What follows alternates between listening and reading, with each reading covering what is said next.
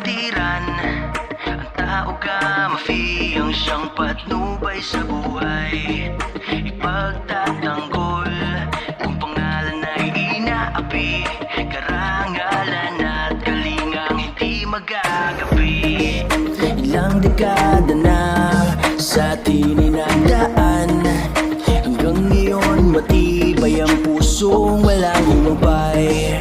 Sa pag-aruga, hindi mawawala. Kumapit kang mabuti kapatid, taas kamay. Kapatiran ko, anibersaryo na ngayon, at iba't